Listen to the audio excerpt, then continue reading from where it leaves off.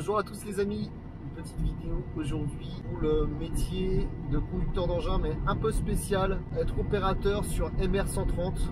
Donc c'est un concasseur mobile, donc opérateur sur concasseur mobile. On est amené à conduire certains engins qui n'ont pas, je ne sais pas s'il y a un CACES prévu pour cet engin.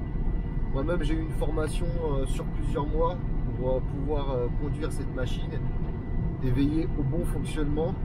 Je ferai beaucoup de voix off car cet engin fait énormément de bruit. Donc il n'est pas possible d'expliquer en même temps d'être à côté de la machine parce que je vais devoir baisser le niveau sonore de chaque vidéo que je vais faire. Donc voilà, vous allez m'accompagner tout au long du processus de concassage. Et je vais vous expliquer en détail la fonction de cette machine qui est quand même assez énorme. C'est des machines qui sont transportées en convoi exceptionnel. C'est une véritable usine sur chenille. Malgré que ce soit une machine énorme, elle demande beaucoup d'attention et des réglages précis et fins, car la moindre petite chose entraîne une réaction en chaîne. Je vais passer en vue immersive. Allez, pour aller démarrer la bête, je l'appelle la bête car elle dévore pas mal de choses. Bon, il pleut, on va dresser un peu la caméra. Allez, hop. Donc là, j'allume.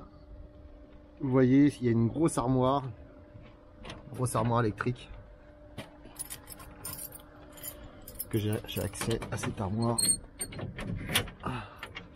C'est un peu une usine à gaz pour certains. Bon, moi c'est mon métier, donc j'ai déjà câblé ce genre d'armoire. J'ai même câblé beaucoup plus gros. Donc ça, je connais, c'est mon métier. Je me repère bien là-dedans. Donc dès que l'ordinateur s'est initialisé, là je vais lancer la bête. Hop, j'en mets les clés. Hop. Et là, on va démarrer le gros moteur Scania, un très gros moteur de camion.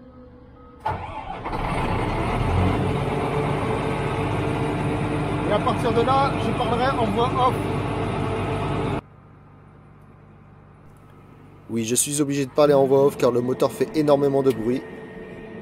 Donc là on me voit ouvrir l'armoire électrique, mais normalement il n'y a pas besoin, c'est juste que l'interrupteur est cassé sur cette armoire, car le concasseur avait été dans les mains avant notre équipe de personnes qui étaient peu soigneuses. Je vais mettre le casque parce que là la machine fait plus de 100 décibels et voilà, ça pète un peu les oreilles. Hop. Oh putain. Ah bah voilà. Bon, bah j'ai plus de casque. Ok. C'est pas grave. Donc là je change la batterie de la télécommande, elle est à changer toutes les demi-journées.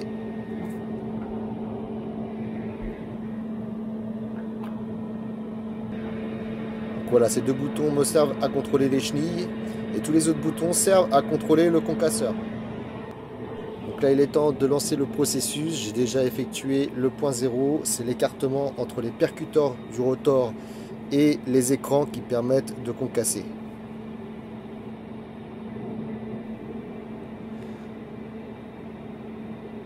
Le lancement du cycle va lancer tous les éléments du concasseur un par un et dans un sens bien défini.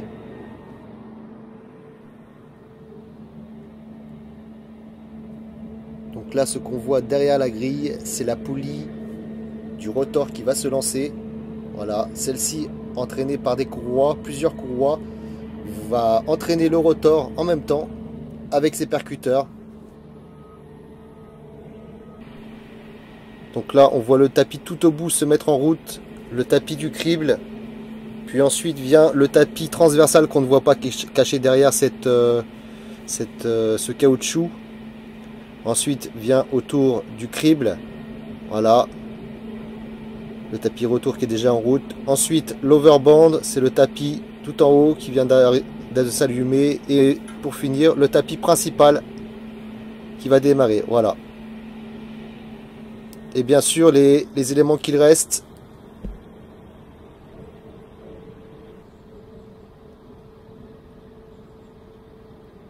C'est maintenant le démarrage du scalper qu'on voit vibrer. Et ensuite l'alimentateur qui est juste derrière. Voilà, qui se met en route aussi. À ce stade, le concasseur est prêt.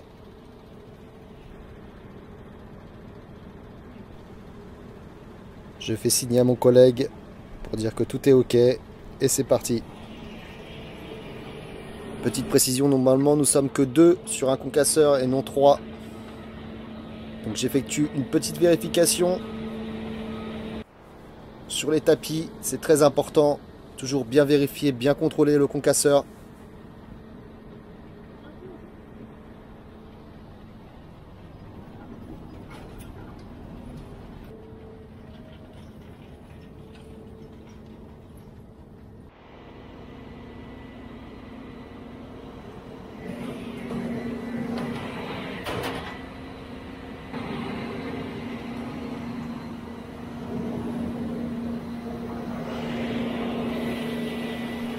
Le gros moteur 6 cylindres Scania Rugy avec la génératrice de courant juste à côté.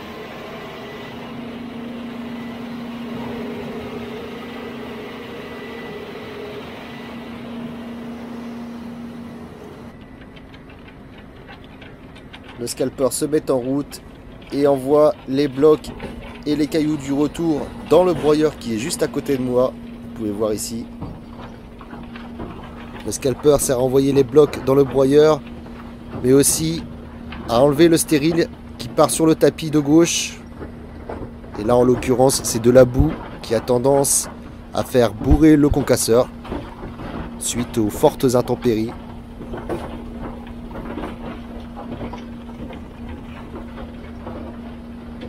Et là, on peut voir le retour des cailloux qui sont trop gros pour passer dans les grilles du crible et qui sont donc réinjectés dans le broyeur pour être à nouveau concassés.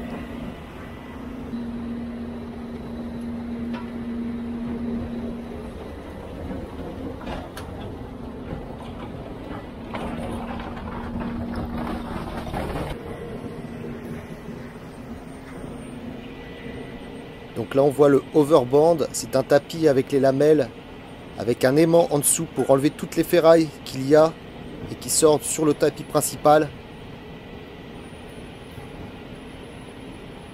Je peux avec ce bouton régler la hauteur et régler le tapis, mais il n'est pas conseillé de le rapprocher de trop car ça peut coincer des ferrailles et arrêter le tapis principal.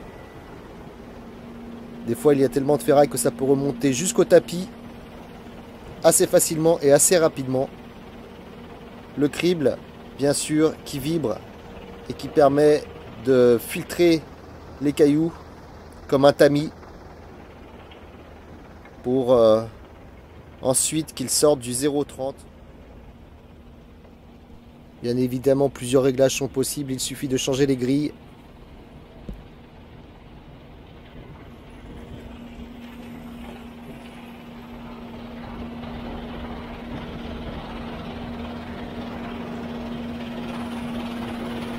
Voilà le tapis retour avec le tapis transversal. C'est les rejets du crible, tout ce qui est trop gros pour ne pas passer à travers les grilles passe par ici et donc est réinjecté à l'avant du broyeur pour qu'il soit broyé à nouveau. C'est un élément qu'il faut surveiller sans cesse car 90% des bourrages se produisent à cet endroit. Le tapis de stérile, là en l'occurrence c'est de la boue à cause des intempéries, mais ça peut être du sable ou autre chose qui n'est pas exploitable. Suivant les gisements, ça peut être différent.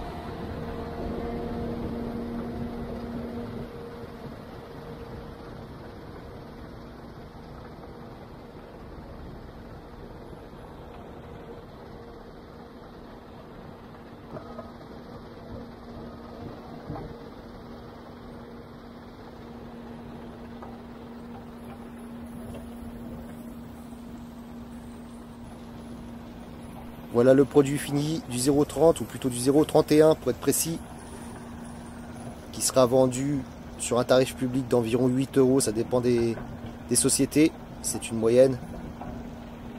Je tiens à préciser que le concassage mobile est une démarche verte du recyclage qui évite énormément de trajets de smirmorque car on concasse sur place pour en faire un produit fini. Donc là je reprends le véhicule pour me mettre de l'autre côté. Car en fait le concasseur c'est beaucoup de surveillance et la surveillance se fait plus de l'autre côté de la machine, de l'autre côté du concasseur. Là, ça patine pas mal, c'est pas 4x4 ce camion. Que j'ai la vision sur l'endroit qui vient le plus souvent bourrer, c'est là où il y a le plus de problèmes au niveau du retour. Si ça bourre là, il faut vite que j'écarte le tapis, que j'arrête les alimentateurs qui vibrent pour plus que ça soit alimenté, attendre que ça redescende et repartir, et ainsi de suite. C'est un camion outil où on peut réparer pas mal de choses grâce à ce camion, avec tous les outils à l'intérieur. Et mon but consiste à ce que la chaîne ne s'arrête pas. Car plus la machine s'arrête, et plus il y a de pertes forcément. Car là on parle de pas mal d'argent quand même pour le patron. Donc il faut vraiment veiller à ce que la machine ne s'arrête pas. Donc pour ça c'est réglage, surveillance, débourrage, anticipation. Car il faut anticiper les pièces usées, comme là par exemple il y a les grilles. Les grilles sont un peu usées, les grilles du crible. Donc on l'a dit au patron, il va en commander. Il faut qu'on les change avant qu'elles cèdent.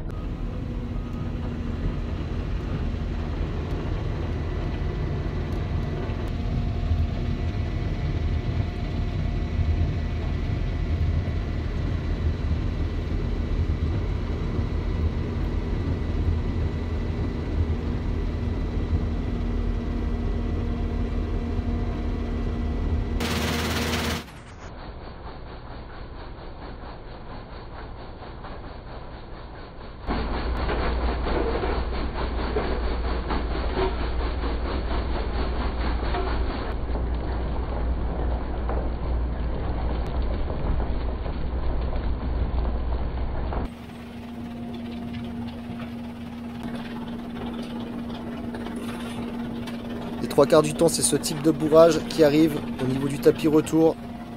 Des objets qui se coincent, qui malheureusement ne sont pas filtrés. Souvent des morceaux d'alu ou des gros morceaux de plastique ou encore du bois.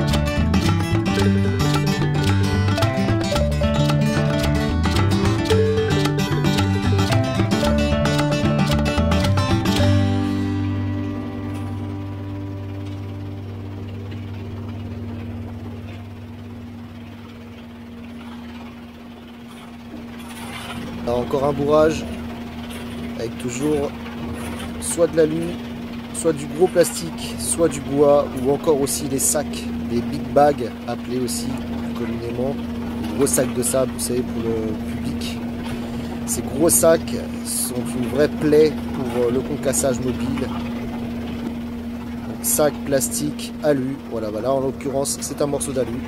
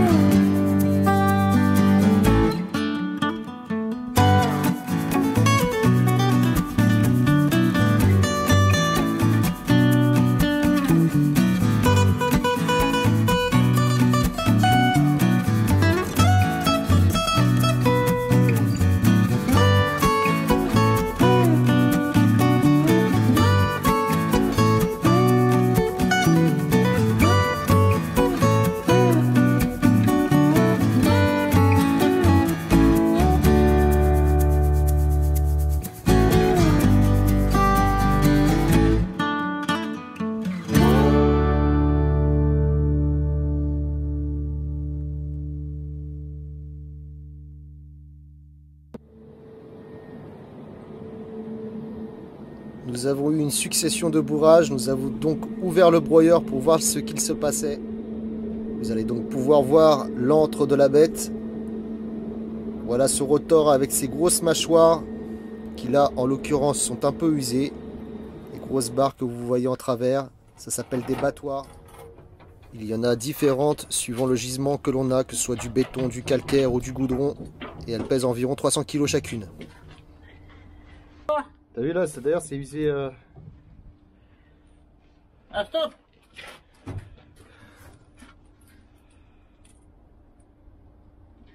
C'est pareil. Ah, c'est au même niveau. Non, mais cherche pas, faut remettre des neuves là. Pareil. À 2 mm près, c'est pareil. Et puis là, plus ça va être proche, plus ça va bourrer, plus ça va les mettre au même niveau. Attention, maintenant.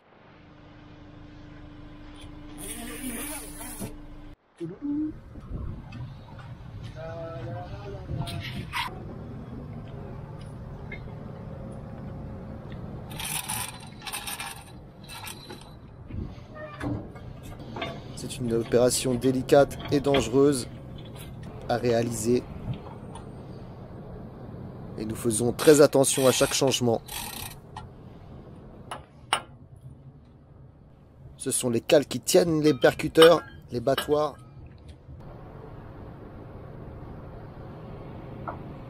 Attends, je vais essayer de la pousser un coup. Il n'y a pas tes doigts. Ah, c'est bon.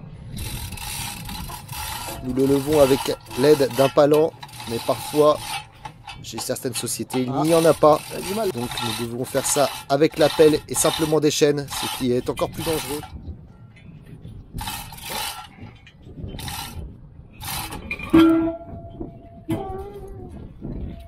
Allez.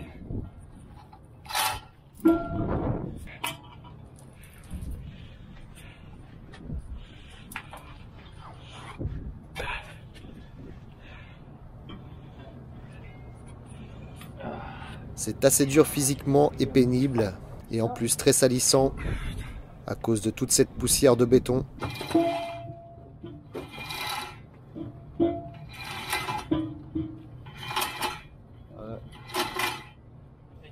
va être pas mal. Ouais, là c'est bon. Pas trop, pas trop. Ouais.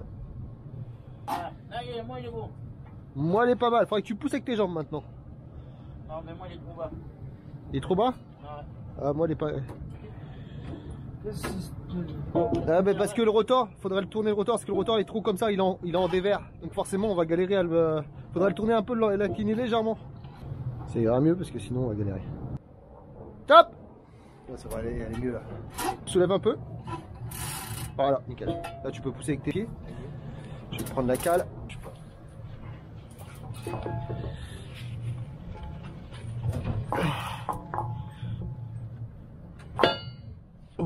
Pourquoi c'est aussi bas là? Elle est coincée là? Ouais, pourtant elle est cassée.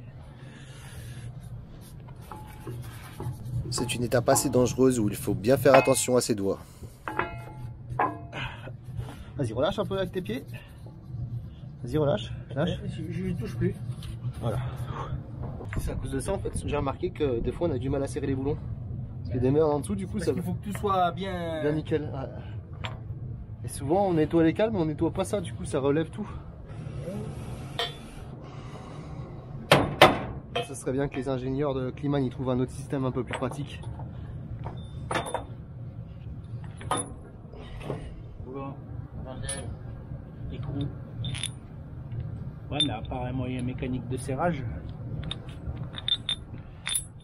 Ouais. Si, il faudrait une tige filetée avec un truc comme ça qui vient les serrer. Bah là, ouais, tu vois, là. Crac. Et en fait, quand tu dévisses ton boulon, ça serre ou ça. Je sais pas. C'est bon. Vas-y.